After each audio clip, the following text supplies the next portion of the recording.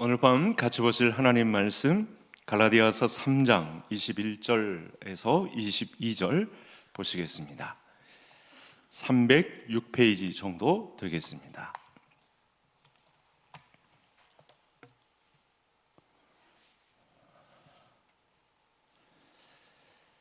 갈라디아서 3장 21절, 22절. 제가 21절, 22절 성도님들께서 읽어주시겠습니다. 그러면 율법이 하나님의 약속들과 반대되는 것이냐? 결코 그럴 수 없느니라. 말등이 살게 하는 율법을 주셨더라면 의가 반드시 율법으로 말미암아 쓰리라.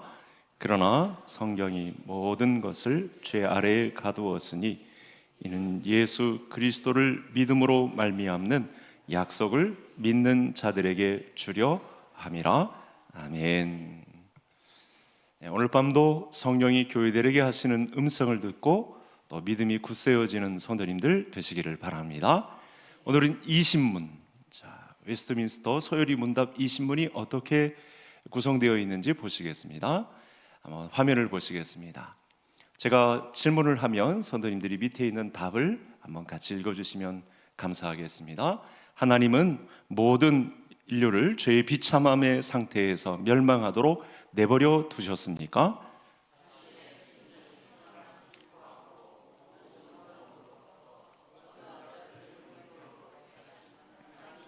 그들을 죄와 비참함의 상태로부터 건져내시고 그들을 구속자에 의한 구원의 상태로 이끄시기 위하여 은혜의 언약을 맺으셨습니다.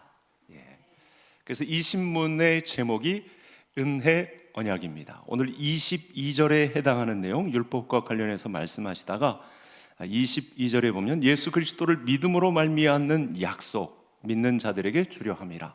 이 부분이 이제 성경에서 여러 군데 나오는 은혜 언약에 해당하는 성경 구절이 되겠습니다. 그래서 학자들이 또 우리 소요리 문답을 구성한 우리 믿음의 조상이 이런 은혜 언약과 관련된 공부를 이렇게 기록을 해 놓은 것이죠. 그래서 오늘은 은혜 언약. 이 은혜 언약은 행위 언약에 뒤따르는 행위 언약만으로 이 사람들에게 부족함이 보였기 때문에 죽음을 불러왔기 때문에 그 다음에 하나님께서 조치하신 제2의 언약, 은혜 언약 이렇게 부르게 되었습니다.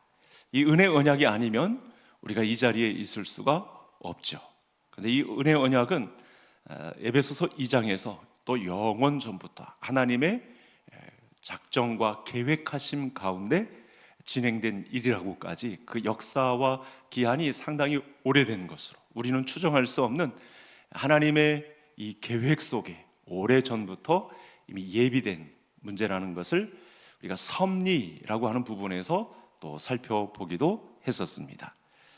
그래서 지금까지 서요리 문답 18문, 19문에서 죄책과 죄의 비참함 이런 문제에 대해서 살펴보았죠. 그래서 이 신문은 하나님이 모든 인류를 그 죄와 비참함에서 그대로 내버려 두셨는가? 그렇지 않다. 그래서 이제 답을 은혜 언약으로 하나님께서 예비하신 은혜 언약으로 다른 살 길을 우리에게 열어주셨다라는 말씀을 이제 오늘 한 시간 살펴보도록 하겠습니다. 하나님은 자기 백성을 어떤 이들, 택하신 어떤 이들이라는 표현이 등장을 했는데 이들을 통해서 그 죄와 비참함에서 건져주시는 거죠. 건져주심, 은혜 언약을 통해서 그들을 구원하시는 거죠. 자, 이 문제를 이제 살펴보겠습니다. 하나님은 어떤 자들을 영생으로 택하셨다. 여기서 어떤 자들은 하나님이 선택하신 자기의 백성을 말합니다.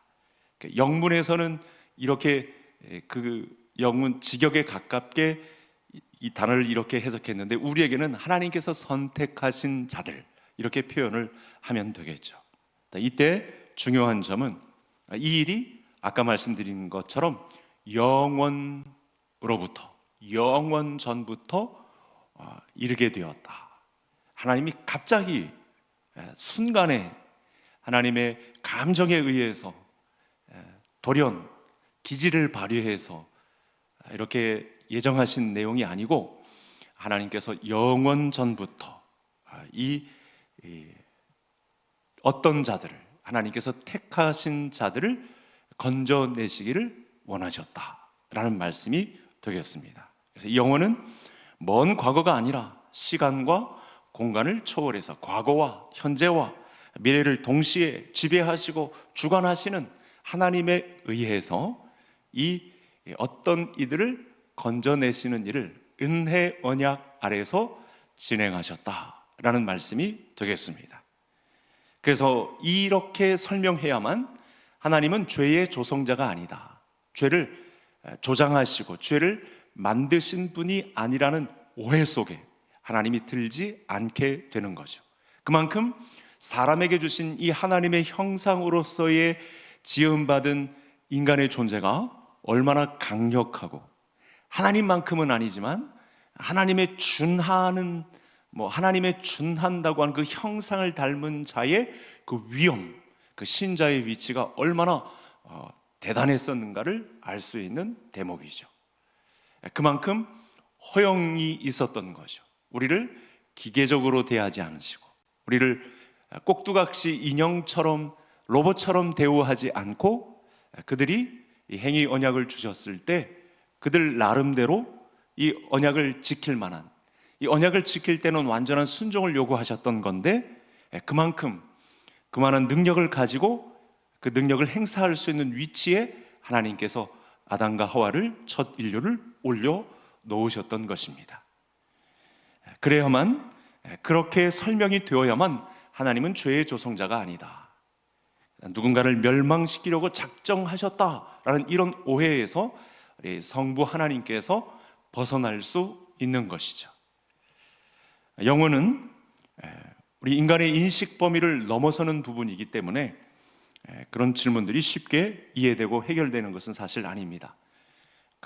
우리는 영혼이라는 시간조차 사람들의 이해 속에서는 계산을 해서라도 해결받고 싶은 마음이 있는데, 그건 하나님께 대한 도전이 됩니다. 하나님의 이 시간 속에 있는 이 영혼이라는 우리들을 예정하신 그 시간은 사람이 가늠할 수 없는 시간이기 때문에, 그 시간을 초월하여 계신 하나님의 개념에서의 영혼이기 때문에 사람으로서는 측량할 수 없는 시기에 이 은혜 언약이 마련되었다. 어떤 자들을 내버려 두신 것이 아니라 그들을 택하여 은혜 언약 안으로 들어오게 하셨다라는 사실을 말씀하고 있는 것입니다. 그래서 성경이 하나님은 죄의 조성자이시다, 그렇게 말하는 법이 절대 없도록 이와 같은 공부를, 서요리 문답을 통해서 저와 성도님들이 공부를 해서 하나님에 대한 오해가 없도록, 그렇게 이런 공부 시간을 우리 믿음의 선조들, 개혁교회 초기 시기에 교회가 이렇게 문서화해서 문답 형식의 책을 만들면서까지 신자의 위치를 명확하게 하고자 하는 방식으로, 가정 안에서까지 부모가 자녀들을 가르치는 방식으로, 교회 학교에서는 또 이 소요리 문답을 가르침으로, 특별히 임직을 받을 때에는 이와 같은 내용을 철저히 교육시킴으로 신자가 갖는 위치를 정확하게 하시려는 하나님의 의도가 있는 것입니다. 시간을 초월하여 지배하시는 영원한 하나님은 영원전에 어떤 자들을, 하나님께서 택하신 자들을 영생으로 택하신 동시에 죄의 조성자가 아니시기에, 죄를 만드신 분이 아니시기 때문에 죄를 범한 사람들에게 이 은혜 언약으로 책임을 물으실 수 있는 것이죠. 그 전에 행위 언약으로도 그들의 모자람이 보였기 때문에 하나님은 은혜 언약 안으로 들어가실 수밖에 없고, 사람에게서는 그 은혜 언약의 혜택을 받을 수밖에 없는 자리로 하나님께서 안내하신 것입니다. 그래서 이런 내용과 관련해서 우리가 쉽게 오늘날 은혜의 하나님, 은혜에 의한 믿음으로, 이런 내용들을 올 한 해도 하나님께서 은혜에 의해 우리를 올 한 해 이끄셨습니다, 이런 고백을 쉽게 할 수 있는 근거가 방금 제가 이 신문 문제와 관련해서 성도님들에게 설명드린 내용과 닮아 있습니다. 사람이 하나님의 무한성, 영원성, 불변성, 다 이해하지 못하는 만큼, 그래서 이 은혜 언약이라는 부분도 행위 언약에서는 어느 정도 사람이 죄를 범해서 그 죄책과 죄의 비참함 가운데 처하게 되었다는 사실을 아는데, 사실은 은혜 언약으로 넘어오면 우리가 그 무한과 불변과 우리 하나님의 영원성에 대해서 다 이해하기는 사실은 힘듭니다. 그럼에도 불구하고 성경을 통해서 이렇게 갈라디아서 3장 22절 같은 경우 예수 그리스도를 믿음으로 말미암는 약속을 믿는 자들에게라고 하는 이 은혜 언약에 해당하는 내용을 주셨기 때문에 우리는 성령 안에서 이 은혜 언약을 주셨음을 믿고 또 믿음 생활을, 나의 위치를, 신자의 위치를 정할 수 있는 것이죠. 성도들이 이 믿음으로 하나님의 무한성, 하나님의 영원성, 하나님의 불변하심을 받아들이듯이 우리가 믿음으로 하나님의 은혜 언약을 받아들일 수 있다. 같은 선상에서 하나님의 영원과 하나님의 불변과 하나님의 영원성 속에서 맺어 놓으신 은혜 언약을 우리 성도들도 이해를 찾아갈 수 있다. 그런 가능성을 우리 하나님께서 열어주셨다. 왜 이 말씀을 자꾸 드리냐면, 이제 이런 말씀들이 계속 한 두세 차례 더 반복이 될 텐데 단어가 익숙지 않잖아요, 그죠? 단어가 익숙지 않음에도 불구하고 우리가 하나님을 알아가는 측면에서 우리 선조들이 미리 공부하고 정리해서 책으로 만들기까지 해서 오늘날까지 임직 선출을 하고 임직자로 세워질 때나 또 중요 행사에 서약할 때나 이 서열이 문답이 등장하는 것을 보면 이 경로를 따라서 우리가 공부를 할 수밖에 없습니다. 하나님께 속한 또 성경 말씀에 다 담긴 내용이기 때문에 단어는 좀 생소하고 이해하기가 쉽지 않은 이런 단어들이 등장한다 할지라도 이제 이 내용을 꾸준히 계속 공부하게 되면 우리 하나님의 마음을 이해할 수 있는 자리까지 가게 된다. 이 마음을 가지고 또 이 믿음을 가지고 오늘 말씀에 임하면 되겠습니다. 자, 그럼 하나님이 영원전에 어떤 자들을 영생으로 택하실 때 그 근거는 무엇일까? 이런 질문을 드릴 수 있겠죠. 우리는 이런 질문을 작성할 수는 없는데 이제 학자들이 미리 연구를 했기 때문에 영원전에 하나님께서 어떤 자들, 택하신 자들을 부를 때 그 근거는 뭔가, 이런 질문을 이제 첫 시간에 본격적으로 열어가 볼 수 있겠습니다. 그래서 뭐라고 하냐면, 아까 서유리 문답 20문 한번 보여줄까요? 다시 한번 보여주시면 여기 답에 이렇게 해놓습니다. 자신의 순전히 선한 기뻐함으로. 뭔가 좀 문맥이 안 맞는 것 같은 느낌이 드는데 이렇게 해석한 그대로 한번, 자신의 순전히 선한 기뻐함으로 택하신다. 한마디로 하나님의 선하신 뜻에 따라 택하신다. 이렇게 쉽게 설명을 드릴 수 있겠습니다.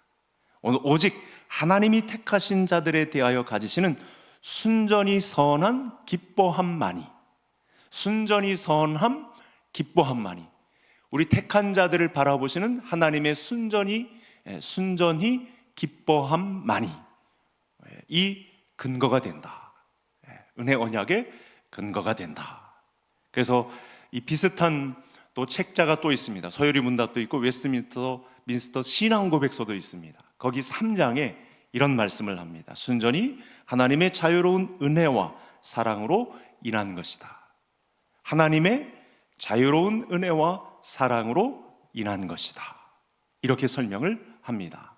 그러니까 이들을 그냥 죄책과 죄의 비참함에 내버려 두셨느냐, 그게 아니고 하나님의 은혜와 사랑으로 인한 것이다. 그 근거를 찾자면 우리를 내버려 두신 것이 아니고 이 죄의 비참함에서 구원하여 주신 하나님의 그 근거는 뭐냐? 이게 은혜 언약인데 하나님의 자유로운, 순전히 자유로운 은혜와 사랑으로 기인한다.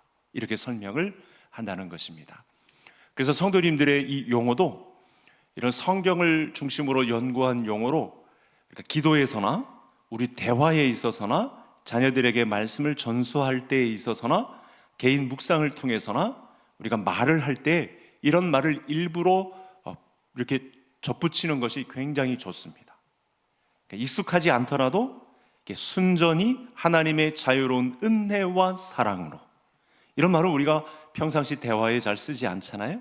그러나 기도 속에서, 우리가 믿음의 사람들과의 교제 속에서, 또 우리가 묵상하고 정리하는 내용 속에서 순전히 기뻐하심으로 하나님의 자유로운 은혜와 사랑으로 인한 것이다. 우리 죄의 비참함에서 구원하여 주신 하나님의 근거가 뭐냐? 하나님의 사랑과 은혜다, 이렇게 말할 수 있다는 거죠. 그래서 하나님의 자유로운 은혜와 사랑 이외에는 다른 이유가 없다. 그 근거를 찾자면 하나님의 사랑과 은혜가 이유다.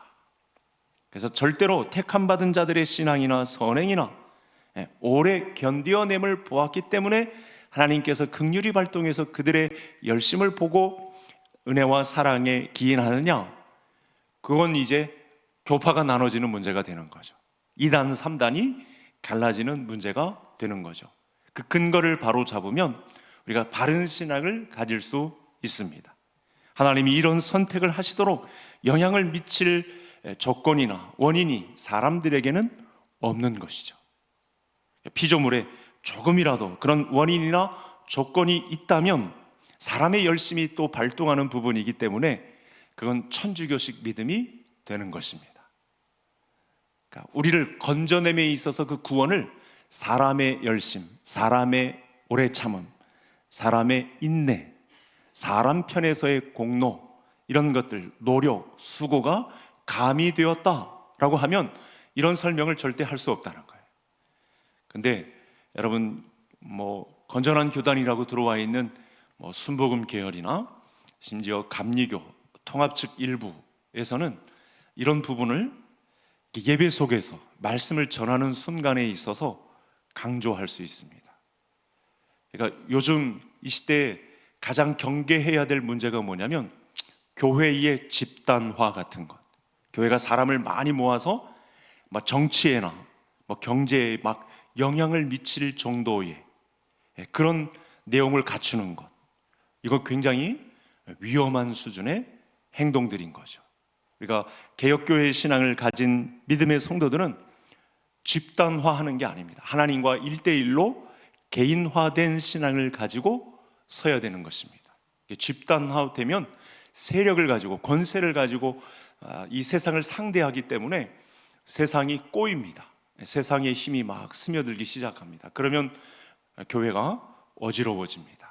그래서 이런 근거를 웨스트민스터 신앙 고백과 또 서열이 문답 같은 내용을 통해서 우리가 바른 믿음을 정립하는 것이 굉장히 중요합니다.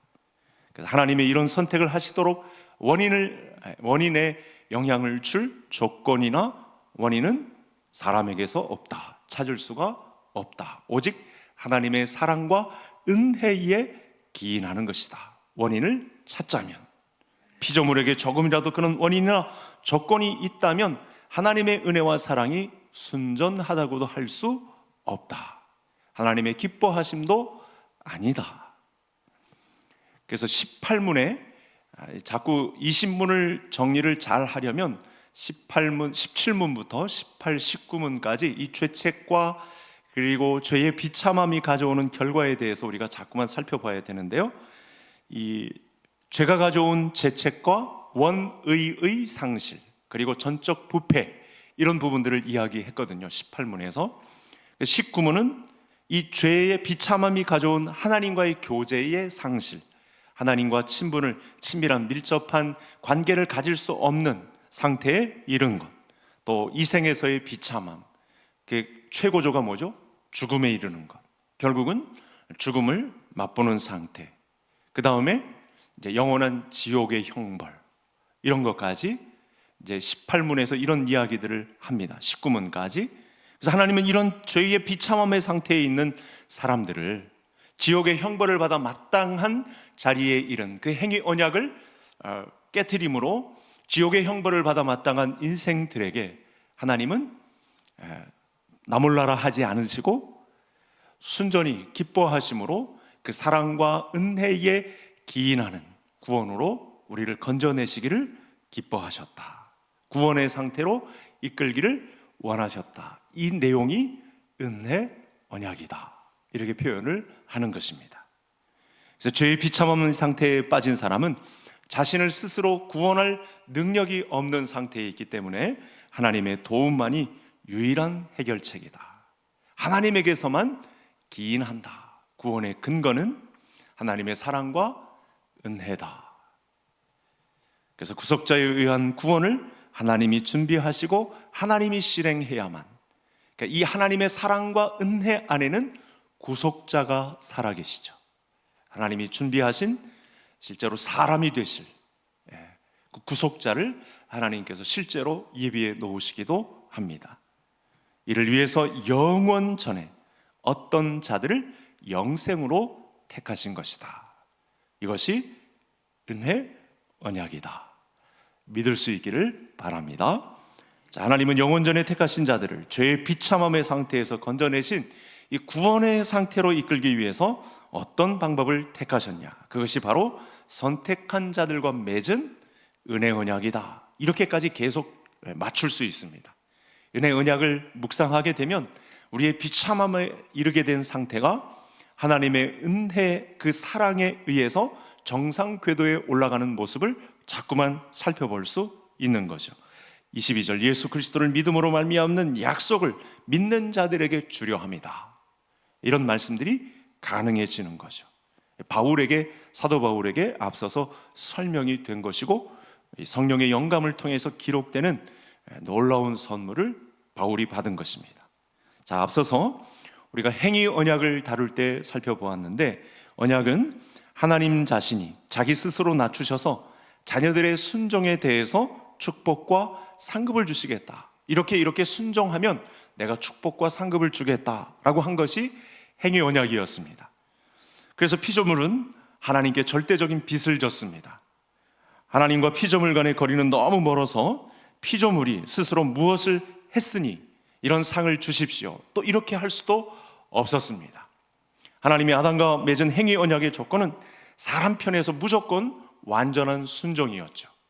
아담이 죄를 짓기 전에는 그렇게 할 능력이 충분히 있었습니다. 그렇게 바라보고 하나님의 형상대로 빚어 놓으셨기 때문에 완전한 순종을 감당할 수 있는 위치에 아담과 하와가 자리 잡고 있었습니다. 그럴 만한 능력이 하나님의 형상대로 지음을 받은 그 내용 속에 있었던 것이죠. 그런 능력 자체가 하나님이 아담에게 주신 선물이었고, 또 그 능력을 펼칠 때 영생을 주시겠다고 약속하신 자체가 하나님의 은혜고 하나님의 낮아짐이죠. 그런 높은 신적 위치에서 사람들에게 영생을 선물로 주겠다고 한 것은 또 하나님의 은혜고 하나님의 낮아짐의 결과였던 것입니다. 그런데 어떻습니까? 우리가 17문, 18문, 19문에서 살펴본 대로 이 타락으로 죄의 비참함에 빠지게 되었고, 전적으로 부패하고 전적으로 무능력한 상태에 이르게 되었습니다. 완전한 순종은커녕 작은 순종도 감당할 수 없는 상태에 사람들이 빠지게 되었습니다. 무려 하나님의 자리를 탐하는 자리까지, 그 끝을 알 수 없는 탐심의 자리를 보았더니 하나님의 자리를 대신하려는 자리까지, 그토록 하나님의 낮아지심과 하나님의 은혜는 여기까지 허용 범위가 있었던 거죠. 그럼에도 불구하고 그런 자들을, 그렇게 배신한 자들을, 그렇게 죄의 비참함에 빠진 자들을 살리시려고 또 그 다음에 마련한 약속이 있는데, 그것이 바로 은혜 언약이다.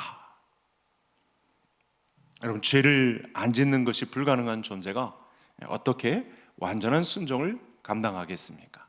그래서 하나님은 예수 그리스도를 통해서 이 죄의 비참함의 문제를, 행위 언약을 깨트림으로 인한 죽음의 문제를, 지옥 형벌의 문제를 예수 그리스도 안에서 해결하시기로 작정하셨다. 이것이 22절의 내용입니다. 또 구약의 율법이 담고 있는 내용이기도 합니다.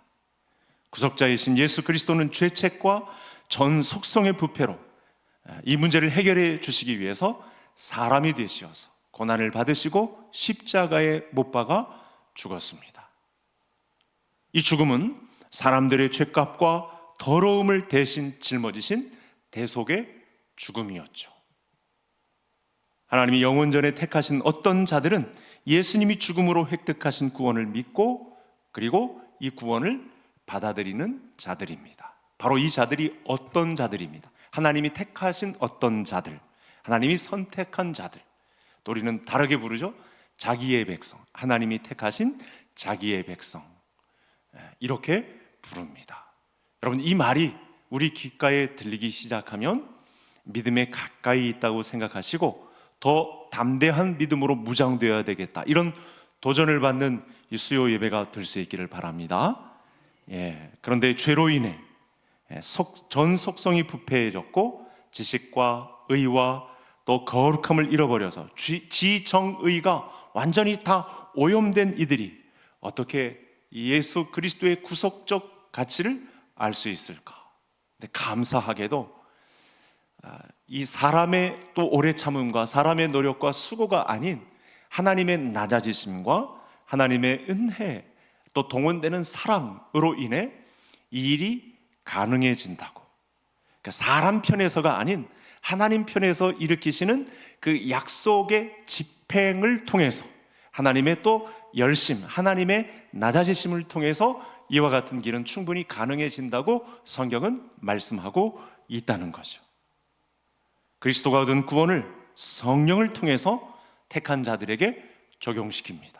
그 다음에 그러면 일말에 죄송함이 있어서 미안함이 있어서 사람들이 이 내용을 깨닫고 뭔가 발빠르게 움직이겠지, 이렇게 예상했지만 그게 아니고 하나님께서는 예수 그리스도 이후에 성령을 보내주심으로 또 이 일이 가능하도록 그리스도께 접붙이는 놀라운 은혜가 가능할 수 있도록, 그래서 성자 하나님과 성령 하나님을 통해서 구원을 이루시고 구원을 적용하시겠다라고 하는 부분까지 모두 다 하나님께서 낮추시고 하나님의 사랑으로 기인하고 그것을 하늘로부터 내려오는 은혜, 선물로, 가리스로 그렇게 내려주시겠다고 말씀하신 내용입니다.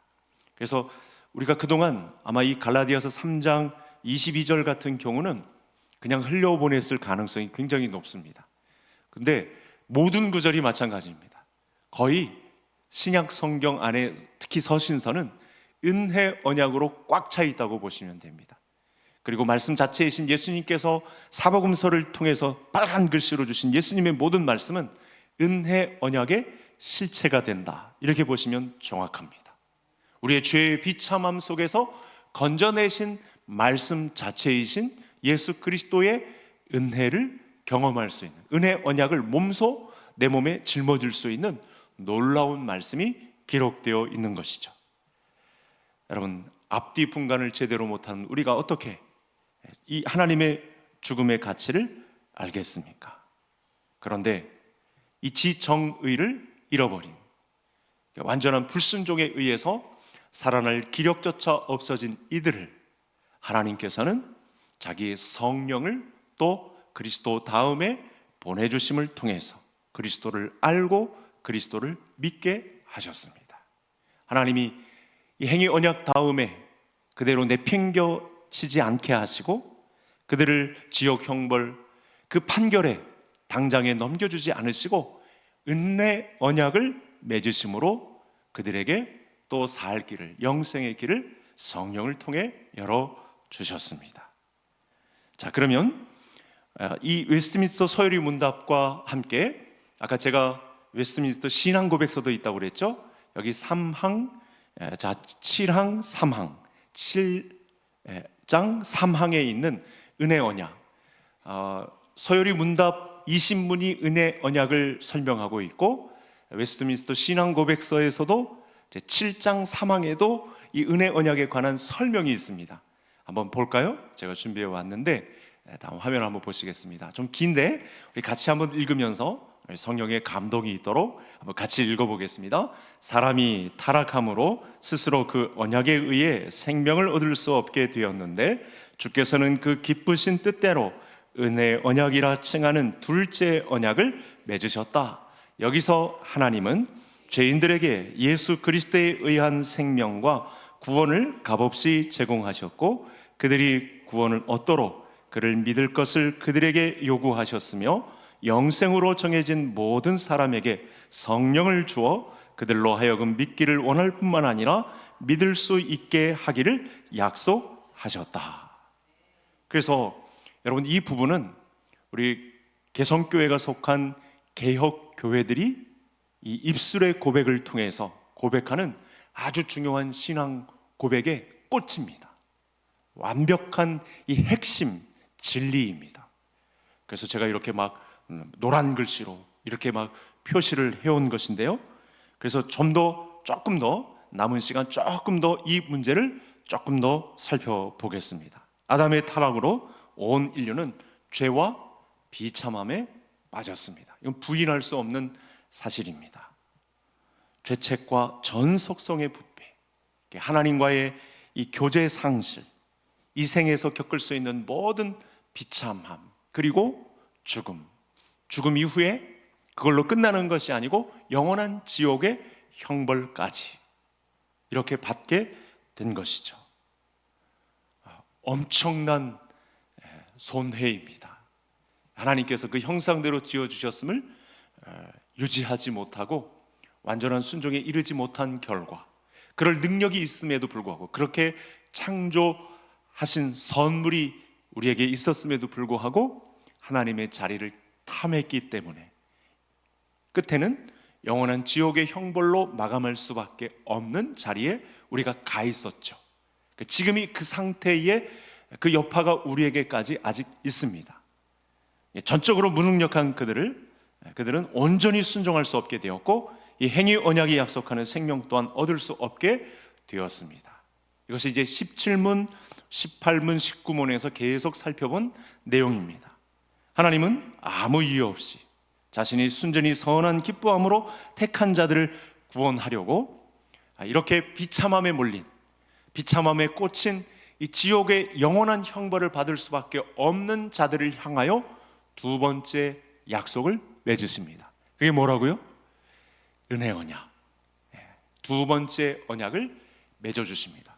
이 두 번째 언약은 사람으로서는 그런 기력도 없고요, 그래서 손을 내밀어서 요청할 수도 없는 위치에 있고, 뭔가 꿈틀거려서 이런 그 언약 두 번째 약속을 끌어낼 만한 근거나 이유도 존재하지 않습니다. 왜냐하면 지옥 형벌을 받아 마땅한 자리에 이미 심판을 받았기 때문에, 죽음에 이른 상태에 있기 때문에 사람으로서는 뭔가 건더기가 하나가 있어서 좀 건져 주십시오 이렇게 요청드릴 만한 건더기도 없어요. 그런데 그러면 이 두 번째에 해당하는 은혜 언약은 전적으로 누구에 의해서만? 하나님에 의해서만, 거의 일방적으로. 그래서 이 표현을 우리 개혁교단 학자들은 불가항력적으로 이런 표현을 씁니다. 사람 편에서는 절대 요청도 안 되고. 그러니까 구원파를 비롯한 이단들의 문제는 뭐냐면, 사람의 수고, 사람의 노력, 사람의 공로, 교회에 헌금하는 정도, 막 이런 걸 너무 강조해요.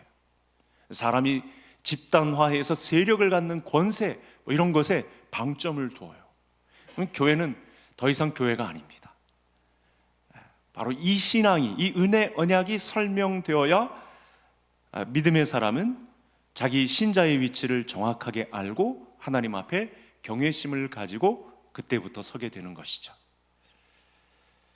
자, 그래서 하나님은 아무 이유 없이, 우리는 잘 알지 못한다는 거예요. 하나님은 알고 계시지만 자신의 순전히 선한 기뻐함으로 택한 자를 구원하시려고 두 번째 언약인 은혜 언약을 맺으셨다.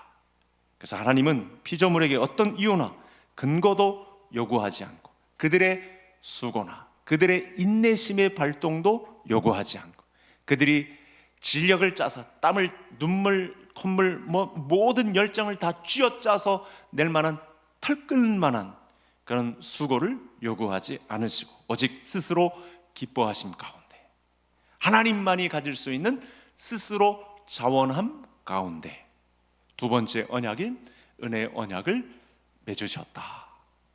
여러분, 이 말씀이 선포되는 이 시간 동안 감사가 입술에 맺혀지기를 바랍니다. 하나님이 피조물에게서 구원의 근거를 찾으셨다면 여러분, 은혜 언약이나 인류의 구원은 존재할 수 없습니다. 이 사람에게서 기인하는 뭔가 건더기를 찾으려 했다면 찾을 수가 없습니다. 왜냐하면 지옥 형벌을 받아 마땅한 자리에 놓여 있었기 때문에, 죽음 자체이기 때문에 사람에게서는 구원을 얻을 만한 능력이나 근거, 이유를, 원인을, 조건을 찾아볼 수 없다.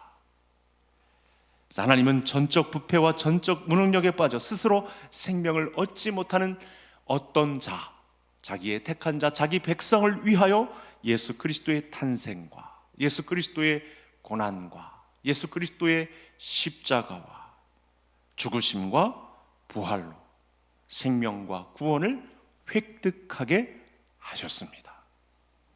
이것이 은혜 언약입니다. 은혜에 의한 믿음인 거죠. 그리고 예수님에 의한 생명과 구원을 죄인들에게 아무 값이나 대가 없이 거저 제공하셨습니다. 이것이 은혜 언약의 실체입니다. 예수님이 획득하신 생명과 구원을 이제 죄인들은 자기의 것으로 받아들여야 합니다. 내가 죄인일지라도, 죄인의 낙인이 찍혀 있는 것은 맞습니다. 우리가 죄됨 가운데, 죄악된 세상 가운데 죄의 여파가 남아있고 여전히 우리는 죄인의 모습을 하고 있습니다. 그러나 예수님께서 획득하신 생명과 구원을 나에게 주신 은혜 언약이 이미 맺어졌기 때문에 이 생명과 구원을 획득하신 예수님을 믿는 것으로 우리는 하나님의 자녀가 되었다라고 하는 이 믿음을 선포하실 수 있는 자리에 있어야 된다. 그러면 하나님은 그들에게 예수님을 믿는 것을 요구하시죠. 그래서 시간을 다 두어서 남아있는 시간 얼마 없다 생각하고 시한부 인생으로 알고 하나님을 항상 묵상하는 자리에 이 예수 그리스도께서 십자가 안에서 이루신 생명과 구원을 묵상하는 자의 삶으로 순례자의 여정을 이어가라 하는 도전도 받게 됩니다. 하나님이 죄인들에게 예수님을 믿으라고 하시는 것은 죄인들을 위한 것입니다. 그러니까 죄인이라 할지라도, 성경은 그를 죄인이라고 부른다 할지라도 그는 하나님께서 순전히 기뻐함으로 은혜와 사랑으로 건져내신 선택자입니다. 너무 놀라운 자리에 있는 것이죠. 그래서 하나님 입장에서는 성부, 성자, 성령 하나님께서는 이 죄 가운데 머물러 있으면서도 하나님께서 순전히 기뻐하심으로 선택한 그들의 구원을 얻기를 간절히 열망합니다. 사람들은 움직일 줄 몰라요. 그런데 하나님의 은혜가 그들에게 발동합니다. 하나님의 은혜에 의한 믿음이 그들을 향해서 자꾸만 갑니다. 하나님은 죄인들에게 예수님을 믿으라고 요구합니다. 하나님의 말씀을 통해서, 세우신 사람들을 통해서, 또 기도 시간을 통해서 성령께서 이 예수 그리스도를 믿으라. 그러니까 믿음은 바로 이것입니다. 믿음은 그래서 사람에게서 기인하지 않습니다. 하나님이 주시는 은혜에 의해서만, 그 하나님의 순전히 기뻐하심 속에 담긴 사랑으로서만 믿음이 꽃을 피우게 되어 있죠. 하나님과 만나 그 신뢰가 불꽃을 튀기는 현장, 거기서 이제 진정한 나의 주인을 만나는 현장이 되는 것입니다. 전적 부패와 전적 무능력에 빠진 자들이 어떻게 예수님의 존재와 예수님의 사역과 그 가치를 어떻게 알 수 있겠는가? 그건 불가능합니다. 사람 편에서는 절대 알 수가 없습니다. 그래서 이런 이 믿음의 현장을 가질 수 있는 믿음의 공동체 안으로 들어와서 하나님의 말씀의 가르침을 받는 것은 또 중요한 현장이죠. 디모데 후서에서 말씀하고 있는 이 교육의 현장, 양육의 현장은 너무 중요한 것입니다. 그래서 하나님은 죄인들에게 예수 믿으라고 하는 동시에 성령을 통하여 그들로 믿기를 원하고 믿을 수 있게 하겠다, 보혜사로 그런 약속까지 우리에게 주십니다. 여러분, 이 시간 강력하게 우리의 믿음을 또 우리 자녀들의 믿음을 둘러보고 우리보다 더 안타까운 마음으로 우리와 우리 자녀들을 바라보고 있는, 이 지옥 형벌로 판결받아 간당간당하고 있는 이 어떤 자들, 하나님께서 택한 이 자들을 우리보다 더한 심정을 가지고 예수 그리스도를 믿기를 원하는 마음을 피력하시는 우리 성령 하나님을 바라보시는 우리 성도님들 될 수 있기를 바랍니다. 그러니까 이런 말씀을 들으면서 그런 구원에 대한 열망을 가지는 거죠. 이런 믿음이 우리 자녀들에게 있어야 되겠구나, 우리 남편에게 있어야 되겠구나, 우리 믿음의 식구들에게 다 있어야 되겠구나, 이런 열망을 가질 수 있는 거죠. 하나님께서는 택하신 자, 그 어떤 자들, 순전히 기뻐하심 가운데 택한 그 어떤 자들에게 믿음 주시기를 기뻐하십니다. 또 그들에게 성령을 선물로 주십니다. 이건 뭐 우리의 어떤 수고나 우리의 자격이나 우리의 노력에 의한 산물로 주어지는 것이 아니고, 예수님께서 그렇게 어떤 자들에게 있어서는 그 순전한 기뻐하심 가운데 성령을 선물로 주심을 간절히 원하고 계시죠. 그래서 예수 그리스도를 믿는 믿음의 순간 사실은 이 성령이 내주하십니다. 성령은 죄인들로 하여금 믿고 싶은 마음이 일게 하고 또 믿을 수 있게 하십니다. 오늘 이 요리문답과 관련해서 웨스트민스터 신앙 고백서까지 동원해서 은혜 언약이라는 단어를 성도님들과 함께 나누었는데, 하나님이 예수 그리스도를 믿으라고 요구하시는 것, 또 이들을 또 성령을 주시어서 믿게 하신다는 사실을 동시에 마지막에 이렇게 설명을 드립니다. 이제 말씀을 마치겠습니다. 우리가 얻은 구원은 사람 편에서 믿어서 얻은 결과가 아니라 우리 하나님이 십자가에서 이미 완성하신 일을 그대로 적용받는 거죠. 그 영원 속에서 작정하시고 2000년 전 십자가상에서 우리 예수님께서 십자가에서 이미 완성하신 일을 우리가 지금 그대로 적용받는 것, 이것이 성삼위 하나님이 이루어 놓으신, 그리스도 안에서 이루어 놓으신 구원입니다. 그래서 굉장히 거부할 수 없는 강력한 힘이 내게 다가온 것이죠. 이걸 우리는 흔히 은혜 받았다, 은혜다, 이렇게 표현을 하는 것입니다. 그래서 은혜 언약에 사실은 기초를 두고 있는 개인적인 간증들인 거죠. 하나님은 사람처럼 선택하고 고민하는 분도 아니고 창조 전에 이미 자신의 뜻을 정하시고 그 뜻을 십자가로 이루신 전능하신 하나님이심을 오늘 믿음으로 받아들이시기를 바랍니다. 그러므로 십자가 앞에서 드러나는 진짜 모습은 이런 거죠. 마지막 문구를 제가 준비해 왔는데요, 한번 같이 보겠습니다. 같이 읽겠습니다. 나는 예수님을 내가 믿은 사람이 아니라 예수님의 십자가에 의해 내 믿음이 무너지고 말씀만 남은 존재다. 이것이 성경이 말하는 주 예수를 믿으라 라고 하는 말의 실체입니다. 사도행전 16장에서 사도 바울이 간수에게 말씀한 내용의 실체는 나는 예수님을 내가 믿은 사람이 아니라 예수님의 십자가에 의해 내 믿음이 무너지고 말씀만 남은 존재다.